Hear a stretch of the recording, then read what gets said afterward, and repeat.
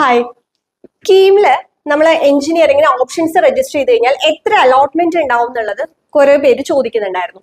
അപ്പൊ നമുക്ക് ആദ്യം നമ്മൾ ഓപ്ഷൻ രജിസ്ട്രേഷൻ ഒക്കെ കംപ്ലീറ്റ് ചെയ്ത് കഴിഞ്ഞാൽ ആദ്യം ഒരു ട്രയൽ അലോട്ട്മെന്റ് ഇടും. ഈ ട്രയൽ അലോട്ട്മെന്റ് എന്ന് പറഞ്ഞാൽ ജസ്റ്റ് നമുക്ക് എങ്ങനെയാണ് ആ ഒരു പ്രൊസീജിയർ എന്ന് അറിയാൻ വേണ്ടി മാത്രമാണ്.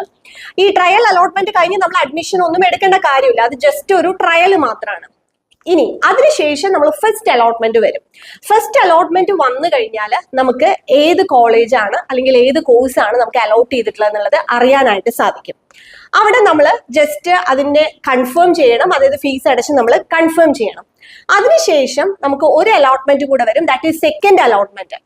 അപ്പൊ ഫസ്റ്റ് അലോട്ട്മെന്റ് കഴിഞ്ഞു കഴിഞ്ഞാൽ നമുക്ക് ഏത് കോഴ്സ് കോളേജാണോ കിട്ടിയത് അതിന്റെ ഹയർ ഓപ്ഷൻസ് മാത്രമേ അവിടെ നിലനിൽക്കുകയുള്ളൂ. അതിന് താഴെയുള്ള ഓപ്ഷൻസ് എല്ലാം തന്നെ ഡിലീറ്റ് ആവും. ഫോർ എക്സാമ്പിൾ നമ്മൾ ഒരു 10 ഓപ്ഷൻസ് കൊടുത്തിട്ടുണ്ട്, നമുക്ക് അതിൽ 5ാമത്തെ ഓപ്ഷനാണ് ഫസ്റ്റ് അലോട്ട്മെന്റിൽ കിട്ടിയെന്നുണ്ടെങ്കിൽ 6 മുതൽക്ക് 10 വരെയുള്ള ഓപ്ഷൻസ് ഓട്ടോമാറ്റിക്കലി ഡിലീറ്റഡ് ആവും. പിന്നെ നമുക്ക് ചാൻസ് ഉണ്ടെങ്കിൽ ആദ്യത്തെ 4 ഓപ്ഷനിലുള്ള ഏതെങ്കിലും കോളേജസ് മാത്രമേ നമുക്ക് കിട്ടുള്ളൂ. ഇനി അതിനുശേഷം നമ്മൾ സെക്കൻഡ് അലോട്ട്മെന്റിന് പരിഗണിക്കപ്പെടുന്നത്, ഇനി അതല്ല നമുക്ക് ഫസ്റ്റ് അലോട്ട്മെന്റിൽ കിട്ടിയ കോഴ്സും കോളേജും മതി എന്നുണ്ടെങ്കിൽ നമുക്ക് അത് മാത്രമായിട്ട് കൺഫേം ചെയ്യാനായിട്ടും സാധിക്കും.